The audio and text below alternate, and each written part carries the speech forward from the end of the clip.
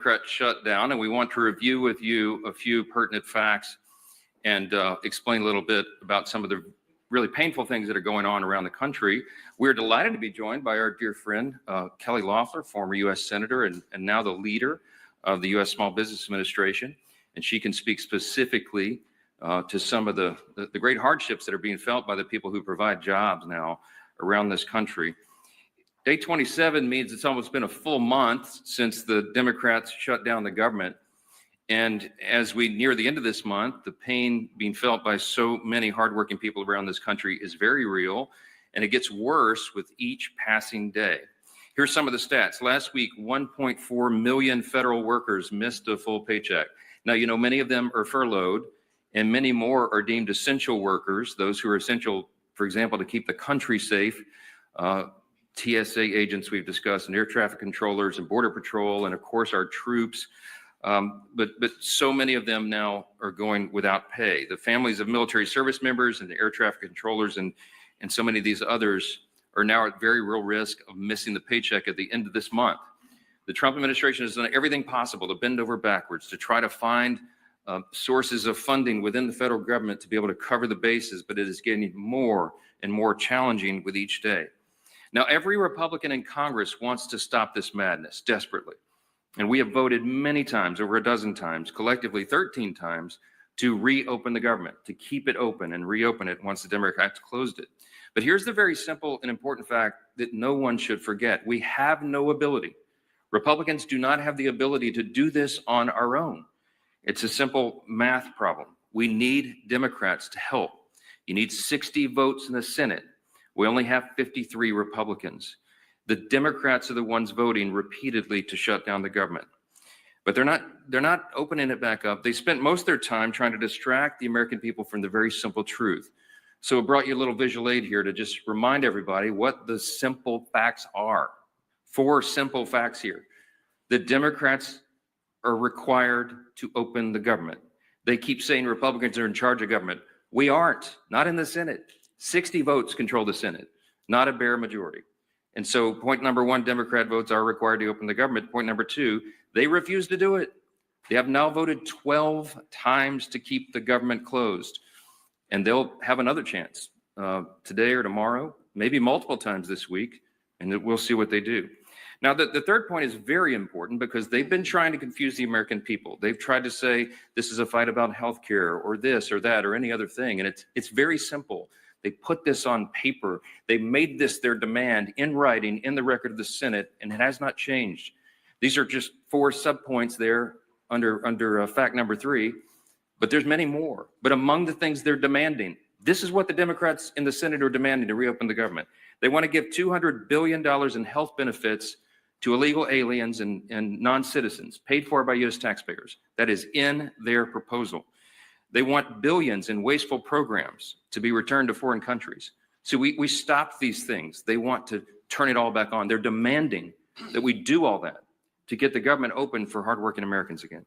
They want to give $500 million to left-leaning news organizations, and they want to cut $50 billion from rural hospitals. We will not do those things. And they know that very well. Which leads us to point number 4. The Democrats have now openly admitted, and you all had to cover it last week, that they're using the pain of the American people as their leverage. That was the number 2 ranked Democrat in the House, the Democrat, the minority whip, who said that, acknowledged it in an interview, that this is leverage. And Chuck Schumer himself boasted that every day of the shutdown gets better for us. That's his now infamous quote that he wishes he had not said out loud. But you know what they're doing and why. Why are they demanding these things? Why is point number 3 so essential to them? Why would they do this? Because it's unprecedented, as we've noticed, and reminded you all, they voted for CRs every time it was possible in their lives, as recently as March of this year. But they're doing it to appease their far-left Marxist base. That's the headline. That's why. That's why we're all in this mess. That's why the American people are suffering pain, because the Democrats are more afraid of the Marxists in their base than they are of hardworking Americans. See, they've made an evaluation that they have to appease the Marxist base, that they're so concerned that they'll lose their jobs if they don't appease the far left in their party. And they sat in a back room and they made the calculation that they would rather shut the government down and impose all this pain on the American people because they believe the Marxists, the far left and the base, are more active than hardworking Americans, people who go vote. And so they made the calculation that it's worth it to them. Every day gets better for us. We'll use the pain as leverage. For what? To prove to the far left base that they won't give in, that they'll fight Trump and fight the Republicans. What are they fighting? It's a clean CR. It's the same level of funding that they have voted for as recently as earlier this year. They are Biden-level policies and spending. This is not some Republican wish list. We don't have any of our priorities in this at all. It's the Democrats' own product. But they have decided to flip the script this time because they were getting too much heat from the far left. The facts are so simple. And I'll give you Exhibit B as to why this is so true. On Friday, there was a little bit of a seismic shift in politics. All of you noticed it over the weekend. We saw our clearest sign yet that this radical insurgent movement in the Democrat Party is succeeding. And they are ending what has always been known as the Democrat Party in America. After a months-long pressure campaign from the far left, House Minority Leader Hakeem Jeffries finally relented. He gave in, and he gave his endorsement to the socialist running to be mayor of New York City. The House Democrats have chosen a side. They were forced to by that far left that they're so terrified of, and they've shown the world what they really believe. There is no longer a place for centrists and moderates in their party. The candidate that they have endorsed, Mamdani, is somebody who we've talked about a lot from this podium. He sympathized with Hamas and openly embraced anti-Semitic language. He has called to, quote, seize the means of production because he is a Marxist. He's called to abolish our borders, to abolish and end immigration enforcement, to defund the police and to legalize prostitution, among a long list of hits that I could share with you. Zoran Mamdani is expected to take the helm of one of the most important cities in the world and the largest city in America. And he now has the full blessing of the Democrat leader in the House of Representatives. It is shocking. And that leader and all the other Democrats are going to co-own the consequences of what they do to America's largest city. Every reporter in this room should be asking every House Democrat individually whether they too agree with Hakeem's endorsement of the Marxist agenda. It's an extraordinary moment in the history of American politics, as this is not the kind of history that we need to be making. What we're witnessing is truly the end of the Democratic Party as we've known it. And even some Democrats are now saying that out loud. You can see it in their interviews. I watched one last night. All this is directly related to the Democrats' shutdown show. Why? Because just like they decided to save their own skin, that they had to endorse the Marxist Mamdani in an unprecedented move, they have also decided they had to shut down the government in an unprecedented move. No matter the pain it inflicts upon hardworking American people, they were simply more afraid of the Marxists in their party than they are of voters. For the sake of our country, we pray that their calculation is wrong. We believe it is dead wrong. And as much as they try to obscure it, as much as they try to distract you, as much as they try to say that it's about any other issue under the sun, all those issues were always scheduled to be decided. Healthcare, the expiring Obamacare subsidies, the NDAA, the appropriations, all these other things, it was always on the calendar for Republicans and Democrats to hash it out in October, November, and December. This is not a surprise to Republicans. It's not a surprise to Democrats, and they all know it. That is the only thing they could grasp onto to try to give some sort of argument, to try to give cover for the fact that they're running from the far left base of their party. Facts are facts. And the ball is fully in the court of the Senate Democrats now. Who are they going to respond to? The American people. I think hardworking American families need to be a little more vocal. I think they need to call some of these Senate offices and tell them to stop the games. They need to know they should fear the American people worse than the Marxists who are trying to take over their party. And my friends, that is exactly what is going on right here. Now, I want to zoom in because we have a special guest and just focus on a group of men and women who are seeing the impact of this shutdown in their bottom line every single day. And that is America's small business owners. See, small businesses are the largest employers in our country. But unlike Washington Democrats, they don't have the luxury to wait out this shutdown.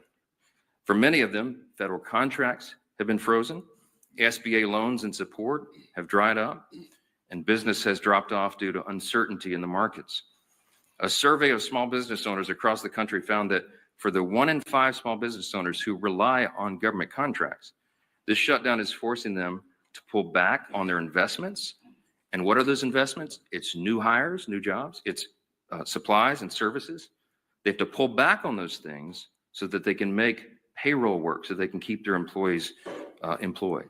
One business in Raleigh, North Carolina that relies on federal environmental approval said this, quote, "The backlog that is generated by the shutdown will last long beyond today."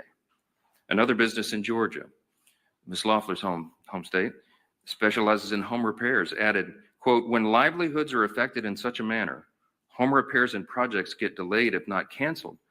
A government shutdown is a threat to us all." For American businesses that rely on loans from the SBA, each day means crucial dollars lost, and that affects every American at the end of the day. Small businesses across the country are being forced to go without roughly $170 million in SBA-backed loans each day, and that adds up to $4.5 billion in blocked loans just over the course of this shutdown so far. So while Chuck Schumer says that every day gets better for his party, every day is getting much, much harder for the people who are keeping the lights on around the country. To share more about what small businesses are experiencing firsthand, we are really delighted to join and welcoming this morning the administrator of the U.S. Small Business Administration, Kelly Loeffler. Kelly, thanks for being here. Thank you, Speaker. Thank you so much. Good morning. Thanks for being here. Well, thank you, Speaker Johnson, and the leadership gathered here. And I want to start out by thanking you all on behalf of America's 36 million small businesses for passing a clean funding bill to keep the government open, and for passing the largest working family tax cut in American history, saving taxpayers a $4 trillion tax hike that Senate Democrats voted for, congressional Democrats supported. Now, that tax cut is a big reason why we've seen a historic comeback for our nation's economy under the leadership of President Trump and congressional Republicans. Prior to the Democrat shutdown, the data was very clear. Small business optimism was at 7-year highs. Wage growth was outpacing inflation for the first time in 4 years. GDP growth was 3.8%. Deregulation, energy dominance, and fair trade were finally back. For the first time in years, America's small businesses felt the wind in their sails. They were taking on new capital to hire, expand, and invest. Now, that confidence manifested itself at the SBA through a historic demand for capital exceeding $100 billion for the first time in the agency's 72-year history under President Trump's leadership. That includes $45 billion, a record $45 billion in SBA loans to 85,000 small businesses in fiscal 2025, the most ever approved by this agency, thanks to confidence in the Trump economy. But today, 27 days later, as the Speaker said, Senate Democrats have intentionally put that momentum at risk. The SBA's loan guarantee programs have been halted, and Main Street's capital has been choked off because Senate Democrats are playing politics with lives and livelihoods. They're demanding $1.5 trillion in taxpayer money to fund healthcare for illegal aliens and other liberal causes. Their spin is fact-free. They want to subsidize their broken, fraudulent, and unaffordable healthcare system, where premiums have increased by 80% since 2014, and those are the enormous costs that are borne on the shoulders of small businesses. But the pain is the point. Every single day of this shutdown has stopped 320 local businesses every single day from accessing $170 million in SBA loans for hiring and for expansion. Now, in Chuck Schumer's own state, that is $40 million every single week. In my home state of Georgia, Senator Ossoff and Senator Warnock shutting down $35 million in Main Street capital every single week. So on day 27, all of that adds up to 6,000 small business loans that have been prevented from receiving upwards of $4 billion in Main Street lending. And it's not just the flow of capital that it's been cut off, as the Speaker said. It's small businesses that rely on federal contracts. Thousands of them across the country have received stop work orders. Thousands more who rely on federal workers as their customers are seeing their revenue dry up. Here in Washington, of course, but around our military communities, around main streets across America. It's our storefronts that are cutting back hours, manufacturers that are shelving expansion plans, and generational businesses that are closing their doors for good. It's business that they will never get back. Thousands of painful stories like these are playing out. And that's what Democrats are talking about when they say they now have leverage. Now, America's small businesses make up 99% of all of our nation's businesses. They create 2 out of every 3 new jobs, and they make up about half of our GDP. So when the CEA estimates that every week of the Democrat shutdown, it shrinks the US economy by $15 billion. That cost is borne by Main Street. When they estimate that Senate Democrat shutdown will cost our economy 43,000 jobs, those jobs are at local businesses. All because Senator Schumer and his caucus are willing to sacrifice Main Street so that they can derail President Trump's historic economic agenda and appease the socialist radicals who are now in charge of the Democrat Party. It's why I'm so proud to stand here with Speaker Johnson, Chairman Williams, and the entire House leadership team, because we are united behind Main Street, our military, and those who rely on critical federal services. It's time for Chuck Schumer to end the political stunt, pass a clean funding bill, open the government, stop putting illegal aliens and the Marxist socialist demands of your radical base over small businesses back home. We must bring the same common sense that prevails on Main Street back to Washington. I'll now turn it over to my good friend and chairman of the Small Business Committee, Roger Williams from the great state of Texas. Thank you, Senator. Thank you, Mr. Speaker. I appreciate Administrator Loeffler, and she's quoted you a lot of numbers, which are all true, but let me just tell you this. I chair the Small Business Committee. I'm a small business owner. I didn't like sell my business 10 years ago or anyone. We still have our family business, been in business almost since 1939. I've been in it 57 years. I know what's happening on Main Street when it's good and when it's bad. And let me tell you, Main Street is very fearful of the Schumer shutdown. He is totally holding Main Street America, small business owners, small business employees at bay because of his future that he's concerned about. It has nothing to do with it. Main Street is 99% of the businesses are small businesses. 75% of the payroll, 75% of the workforce is small business. It's every small business in your hometown, in Schumer's hometown, in my hometown. I go over and I'm not necessarily as much a congressman when I get home as much as a small business owner. And I can tell you what's happening out there. I'm worried about the 99%. I'm worried about the 75% of payroll, 75% of workforce. I'm worried about the fact that they cannot meet the payrolls, as Administrator Loeffler said, with the SBA like it is right now, is ready to go. I mean, we are ready to go. We've had more activity in the SBA since November 5th than we've had in years because people want to start a business. So they see the Trump economy works. They want to start a business. They want to stay in business. I'm worried about that group of people. I'm worried about the fact that they can't meet payroll. I'm worried about the fact that they can't buy inventory. If you can't buy inventory, you can't sell anything. And the truth of the matter is, if you want to go deeper into it, if you don't have inventory, inflation will rise because you're not discounting your inventory. That's how capitalism works. That's how the private sector works. That's how we compete. So the other thing we did before the shutdown, Administrator, thanks to you, is the fact that we raised the loan limits from 5 to 10 million on manufacturing, ready to go, ready to expand, ready to grow your business. And I would tell you, if we're lucky enough to have some more rate cuts, this economy, the Trump economy, along with small business, is going to lead the way and explode. But we can't do it with Chuck Schumer hanging an anchor around everybody's neck because he's personally concerned about his political future. So as a small business owner, I'm just saying to all of you, the greatest asset America has is its people, its Americans, and it's Main Street America. Risk and reward built this country. Right now, there's no risk and reward. We're just playing defense. That will not work. This shutdown must end immediately to save small business, to save consumers, to save Main Street America. I'm honored to chair the committee. I'm honored to work with Senator Loeffler. We can get this done. Everybody's ready. It relies on one man, Chuck Schumer. Take a look at the small businesses in your district or in New York Senator Schumer. Tell them that you don't care about them. Tell them you don't care if they meet their payroll. Tell them you don't care if they hire workers, and see how that goes. America is the greatest country in the world with the greatest workforce in the world. I'm proud to have a small part in supporting them and getting our country back on track. May God bless all of them. May God bless America. Thank you.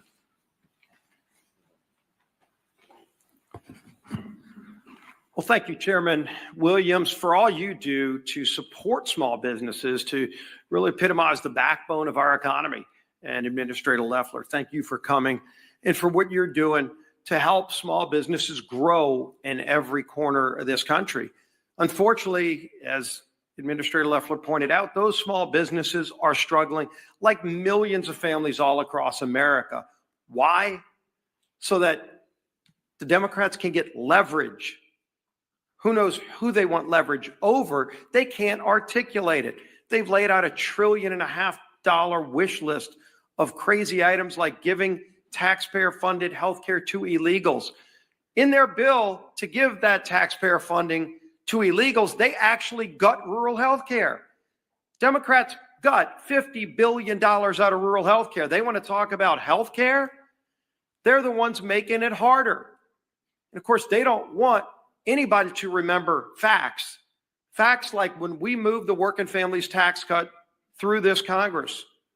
Unfortunately, not a single Democrat wanted to support that because it involved preventing a tax increase.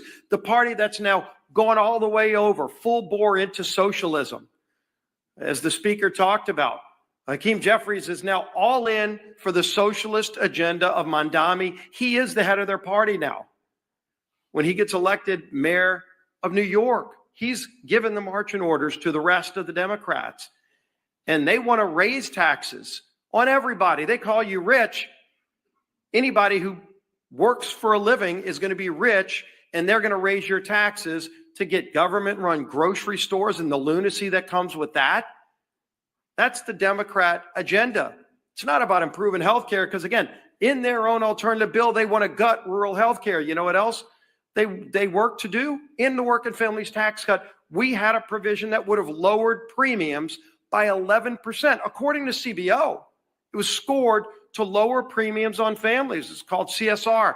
You can go look it up. It's something that has been out there as an idea for a long time. We actually put it into bill language and text and passed it through the House. But Democrats went and used a parliamentary maneuver under the Byrd rule to get that removed because they don't care about families. They don't care that that provision would have absolutely lowered premiums by double digits for families who are paying too much for health care. And then not only did they get it removed, Democrats in the Senate bragged, still to this day on their website, bragged that they removed it. They want to tell you it's about health care. It's not. They really told you what it's about. It's about getting leverage, showing off to their radical Marxist socialist base that they're fighting Donald Trump because they're still angry about the results of the November election. And in the meantime, real families are struggling. Every day the number grows higher. Yesterday, Senator Gallego went on to meet the press. And he was asked when Democrats would reopen the government. And he said, quote, "I'm not looking at a timetable. I'm looking at everyone's personal pocketbooks." Now, Senator Gallego, you ought to be looking at the pocketbooks of those single moms who right now are facing losing their WIC payments, facing losing their SNAP payments. And if Senator Gallego's not sure how many people that is, we've been told by the administration how many people will stand to lose real benefits, SNAP benefits, food stamps for kids.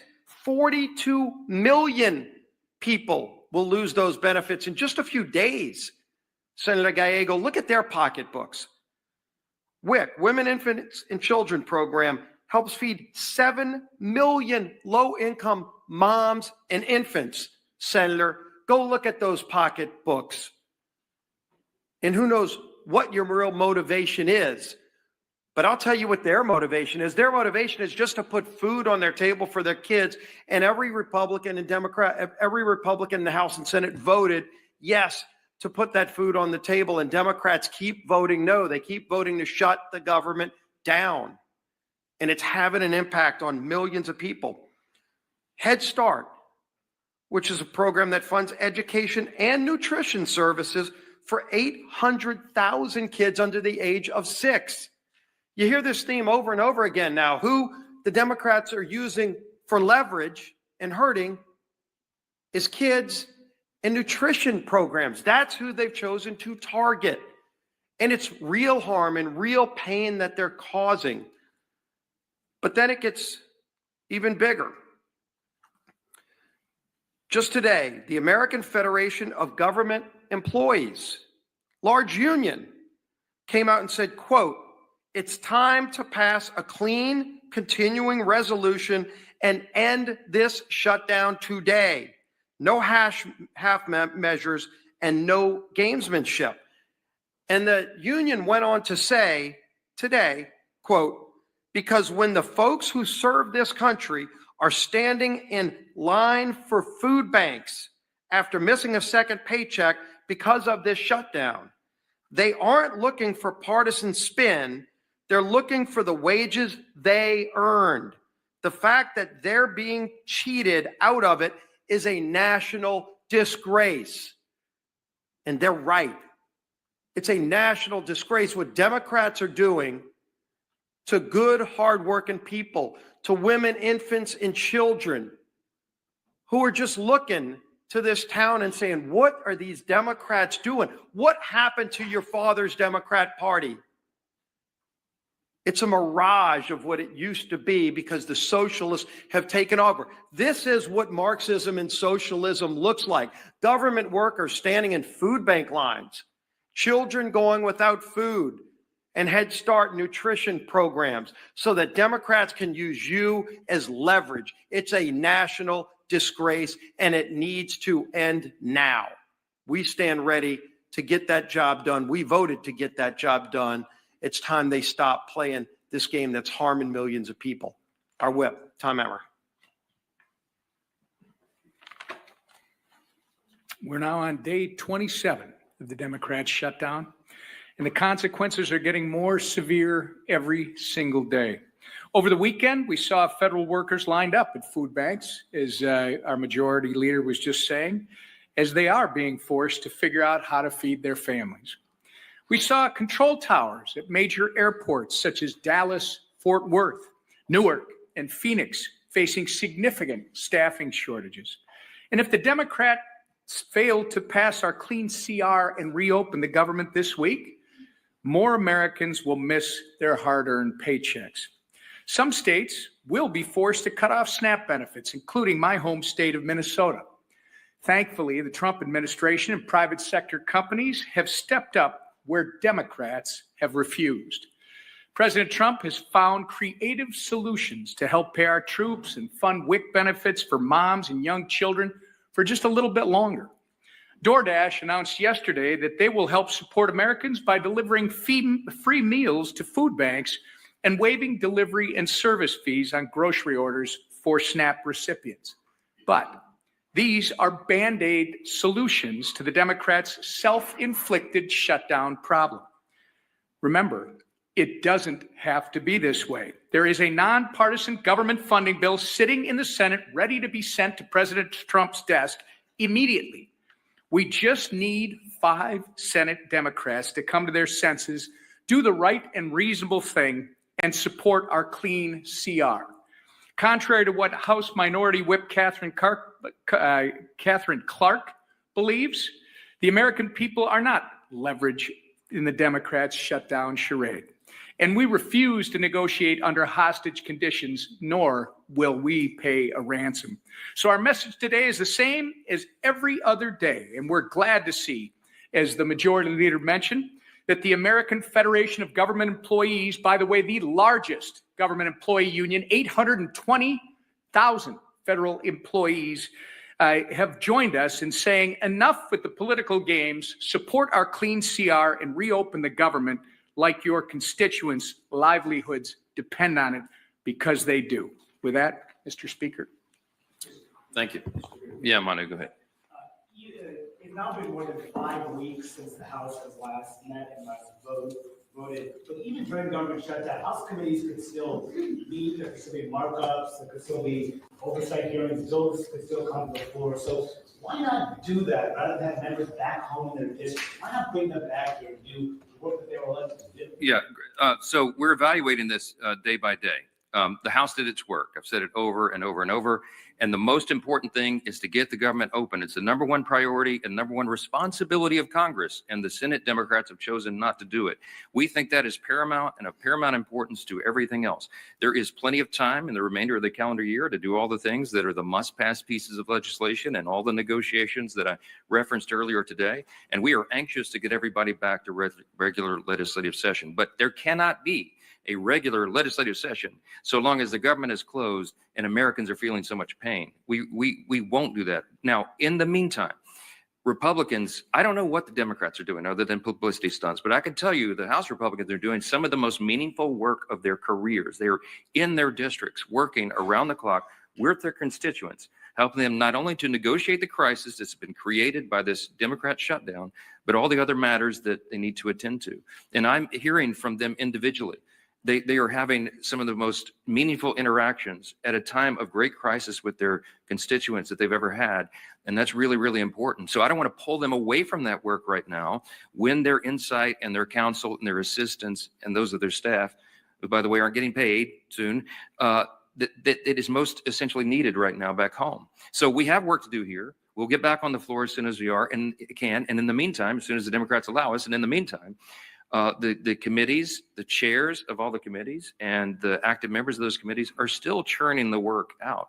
They're not doing a markup right now in a formal meeting, for example, but they are still doing very meaningful work. Oversight, the oversight responsibility of the House continues to work. You might have noticed the Oversight Committee dumped its third batch of files from the Epstein matter just a number of days ago. 43,000 pages of documents are out there, including Epstein's own personal flight logs, his financial ledgers, his daily calendar and diaries. All those things are out now in the public. And so all these essential functions of the House of Representatives continue in earnest. No, Hakeem Jeffries has said they're on vacation. Well, he might have sent the Democrats on vacation, but House Republicans are doing very important, very essential work around the clock. Yes, go ahead, Ellen. Staff benefits are going to run out this week. Yes. The USDA said they're not going to tap into a contingency fund or ensure those benefits get paid. Do you think the administration should tap into those funds or find other sources in order to ensure that millions of Americans do get paid? Well, look, I can tell you the administration has worked, as you all know, very creatively and very hard to limit the pain on the Americans because of the Democrats' shutdown. And the SNAP benefits is a unique situation. I got a summary of the whole legal analysis, and it certainly looks legitimate to me. The contingency funds are not legally available to cover the benefits right now. The reason is because it's a finite source of funds. It was appropriated by Congress. And if they transfer funds from these other sources, it pulls it away immediately from school meals and infant formula. So it's a trade-off.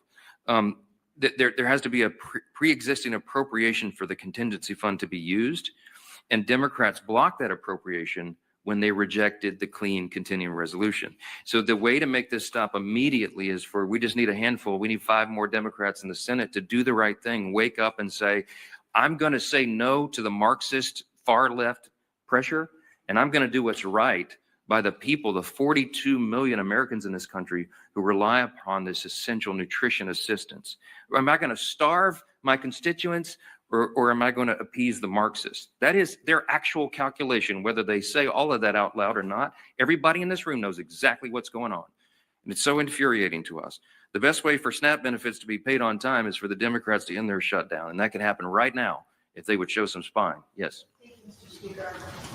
The military is that yet again have a paycheck problem at the end of this week with budget reports too. In the past, the president found the money to pay the military, including money he says from a donor, $130 million. Do you or any of your staff know who that donor was? And also, do you believe the military will miss that paycheck, or is it your understanding that that money will be found again? So the questions about military pay, we did get the president, as you know, tapped in research and development unobligated funds and paid the military in the middle of October. Their next check is due the end of this week. And we're not 100% sure. Now, I do know the administration and everybody is bending over backwards to try to figure that out, but I don't know the final analysis yet. With regard to who gave the $130 million very generous donation to help pay troops, by the way, that's just a small fraction of what is needed to pay the troops, as you know, but a very generous donation. I have not asked the president for the identity of that person because they want to remain anonymous, and I respect that. I've heard the rumors, but I'm not 100% certain because, again, I haven't asked to verify that myself. Yes. Mr. Speaker, this AFGE, Leader Scalise and Whip Emmer both mentioned this new statement from the president of the American Federation of Government Employees. They represent 800,000 federal employees. They're obviously calling for a clean start of task, which is what you guys passed. Do you see this statement from AFGE as a turning point in this shutdown? Do you see this as something that could move Senator Schumer? Certainly, I hope so. It's a union, and they represent such a large amount. There's 1.4 million federal employees. They represent 800,000 of them. And they said, to your point, in quote, pass the CR and open the government. It couldn't be more clear. And because they understand the reality of this. These are federal employees. Many of them watch carefully what happens here in the halls of Congress. They know that this whole thing by the Democrats, the entire shutdown, is a charade because they know, and anybody who pays attention knows, we're going to arm wrestle over the remaining issues on the table this year. And they're tired of the distraction, and it's hurting their families, and people are suffering real hardships. They really are going to the food pantries out now to feed their families. It's shameful. We're the greatest nation in the history of the world. We've got to be able to operate, and we can't allow a rise of Marxist and far left activists in one party to shut down the entire operation of the federal government. And that is exactly what they are allowing them to do. The Democrats have got to come to their senses. You can endorse communists all you want, but at least keep the government operating for us. That's our plea. It's pretty simple. Yes, sir. Second round. Is there any work being done on a Republican solution to the healthcare cliff? I mean, there's been talk in the past about HSAs, about, a short-term plan. Is there any work being done? You said it could be done at the end of the year, but certainly there must be some preliminary work. Yeah, I've been carrying this visual aid around waiting for this question for a while, okay? So when I say that the Republicans have been working on a fix for healthcare, we've been doing this for years. And many of you who've been on this beat for a while know this is two publications. When I was chair of the Republican Study Committee, the largest caucus of Republicans in Congress, we published volumes of ideas on healthcare. This was our volume 1, a framework for personalized affordable care. We had an entire body of the smartest minds in Congress, the smartest Republican minds who worked around the clock. The Doctors Caucus, they talked to stakeholders from around the country and in all the areas related to healthcare, and they came up with a formula on how to reduce the cost of healthcare dramatically, how to make Obamacare affordable and workable in some way for the American people, to increase the access to care and the quality of care. And these ideas have been on paper for a long time. There's volumes of this stuff, volumes of it. What we're doing right now, what we have been doing, what we were already doing, because we knew we were coming up to the end of the year, and we know that healthcare is a major burden for the American people. We've been working on it since day one of this Congress. We worked on it in the years prior, and we've already demonstrated this is not talking points for us. When we say the Republican Party is the only party that has any chance at fixing healthcare for the American people, we've demonstrated it. We put it into the One Big Beautiful Bill, the Working Families Tax Cut. As you know, we strengthened the Medicaid program. We started there because it was the lowest hanging fruit. Why? Because the fraud is so glaring. And we eliminated the fraud. We got ineligible recipients off of Medicaid. We preserved it for the people who rely upon it and need it the most.